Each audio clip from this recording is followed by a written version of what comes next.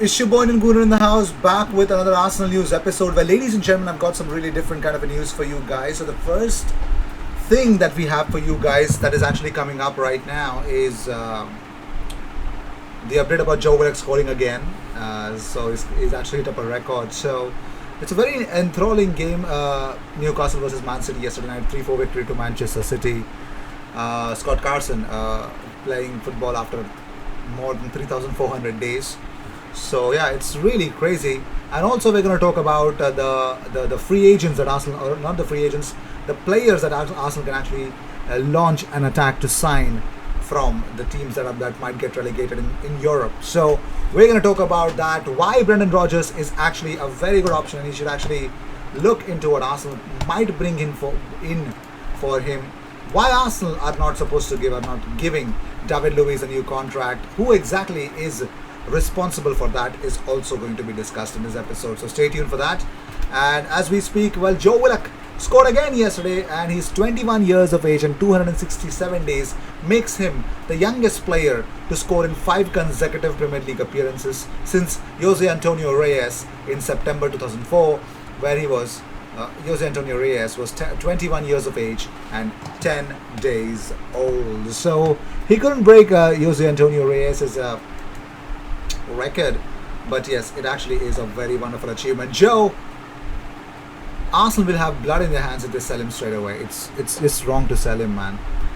He's always the impactful player for Newcastle for the last 5 games, and I just love it. It's going against big opponents, man. It's not just small teams anymore. It's huge. It's Liverpool, it's Manchester City. He just comes back to haunt them, doesn't he? Well, moving on, so David Luiz, according to Athletic.com, David Luiz was very popular among the Arsenal squad, particularly the young players who looked to him for advice and assurances. He was a mentor to Brazilian youngsters like Gabriel Martinelli and Gabriel Magalhães. Well, Arteta will take his players to Scotland in mid-July for a training camp.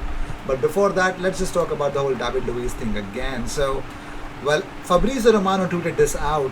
He says that Arsenal are still backing Mikel Arteta and he will stay. The club is planning with the Spanish manager about next transfer window and new signings. The decision to not offer David Luiz a new contract was made together between player, board and approved by Arteta. So whoever thinks that Arteta does not call the chips, Arteta does not call the transfers, yeah, shut your mouth, shut your goddamn mouth.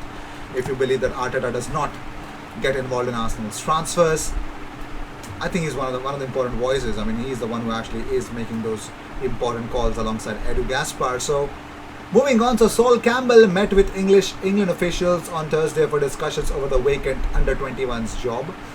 Well, Sunsport exclusively revealed earlier this month that the ex-Arsenal defender had thrown his hat in the ring to succeed Adi Boothroyd. It remains to be seen whether he will be getting the nod over the likes of current under-17s chief Justin Cochrane and Liam Rosnior, who are also in the frame. Well, we all know for the Three Lions, Sol Campbell won 73 caps, previously bossed Macclesfield and Southend. Boothroyd is leaving this summer when his contract expires after presiding over a second successive group stage exit from the Euros. So that led to his departure. But let's see what will happen. So Arteta will take his players, as I was mentioning, the preseason idea. What exactly is going to happen in the preseason? So Arteta will take his players to Scotland in mid-July for a training camp that will be centered around 2 preseason games. They will take on Rangers on Saturday, July 17th, and will also play a second match while north of the border, which goal has been told will be against Hibernian. Arsenal are hoping to have one warm weather training camp overseas. The club are exploring the possibility of a week-long stay in the US, which would include some games, but it could be they decide that a trip to Europe will be easier due to the whole situation around the world. So also the Telegraph say that Arsenal will also look for a replacement for David Luiz.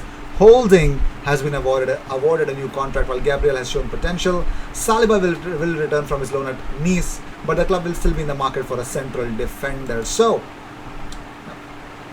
that's definitely happening, and Arsenal will reportedly play 2 of their fiercest rivals in the preseason as well as they will head out to America.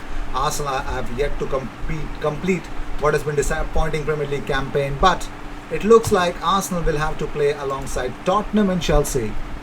Yes, ladies and gentlemen, while Premier League campaign may not be over yet, but Arsenal are close to finalising their pre-season plans. While Arsenal, Chelsea and Tottenham will all compete in a tournament during the summer with the majority of proceeds raised going to London charities. Final details of the competition are still being worked out with the talks continuing over the size of the crowd that could be allowed to watch the three games. But the goal has been told that Arsenal will host Chelsea at the Emirates and will play Spurs at the Tottenham Hotspur Stadium. And the other match will see Chelsea take on Tottenham at Stamford Bridge. The tournament will run during the first week of August. So it will be, although Emirates Cup will not return in its usual 2-day tournament, this summer talks are taking place with the club's sponsors over a match which will see high-profile opposition visit North London. The game is expected to follow the London tournament and be Arsenal's final friendly ahead of the new season. So this is what they're planning. And then, as I already mentioned, Hibernian Rangers. Those are also the things that are in the mix as well. So moving on, so here's what Joe Cole, he claims that Brendan Rodgers would be insane to leave Leicester for Tottenham and Arsenal exactly right now, because he believes that Arsenal and Tottenham are currently a mess. And that would be a very insane and a bad idea for Brendan Rodgers to actually go all out to those clubs. So he says that he would be insane to consider Spurs or Arsenal ahead of Leicester. Spurs and Arsenal are a mess at the moment. Well, it's football. There is always speculation around every job which comes up. There will always be different managers speculated to go in. This is what Rodgers said. Tottenham is a fantastic club. It's a huge club, but my focus is here. I'm at a world-class training facility. The project we are in here, we will still want to develop and have a lot to work to do. I have a great connection with the players, the board, and we have plans to keep progressing. While I have the energy, the happiness, and see that challenge continuing, I'm very happy to be here. And you cannot stop gossip, but I don't think about it. So Brendan Rodgers might just calm his nerves, because Brendan Rodgers ain't leaving. If you were supposed to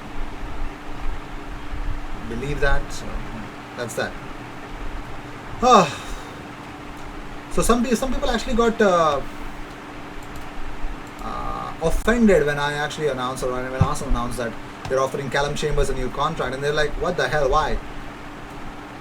I mean, why not? Why not? I mean, he could be used as a backup. Why not? He's got mentality, which I like, so yeah, why not?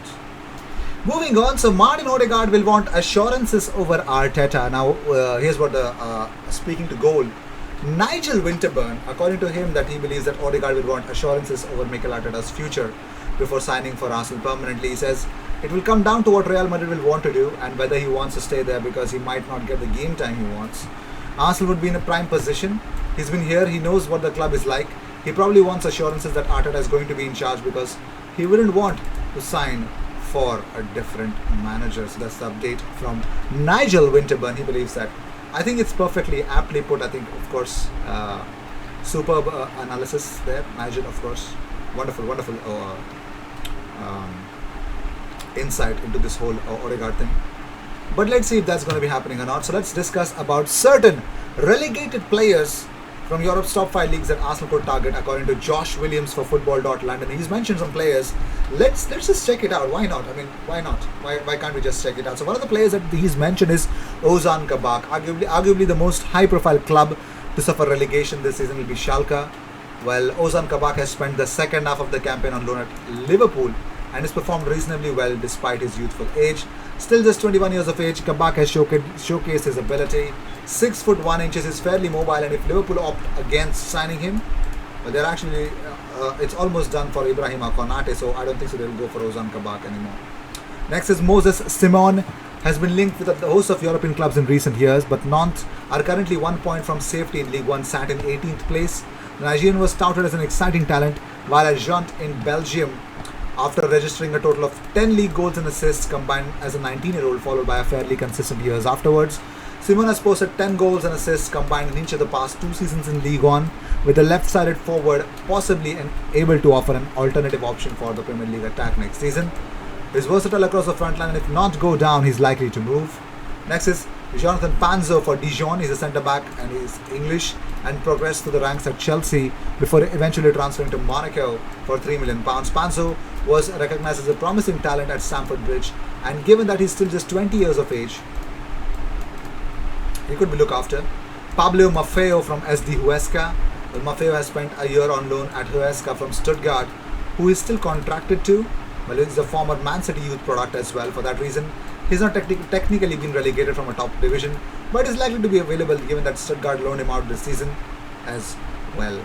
Just 23 years of age. And next, the one in the picture, Amin Harit. Of course, Schalke. He's a very promising talent who burst onto the scene a number of years ago, and he's struggling now. He's 23 years of age, currently experiencing his 4th senior campaign in the Bundesliga, with his best return coming last season with 6 goals and 4 assists. The Moroccan international hasn't quite refined as a final product, but is a very, very exciting talent to look after. So should we go for Amin Harit? Let me know in the comments what you guys feel about it, or anyone that I mentioned.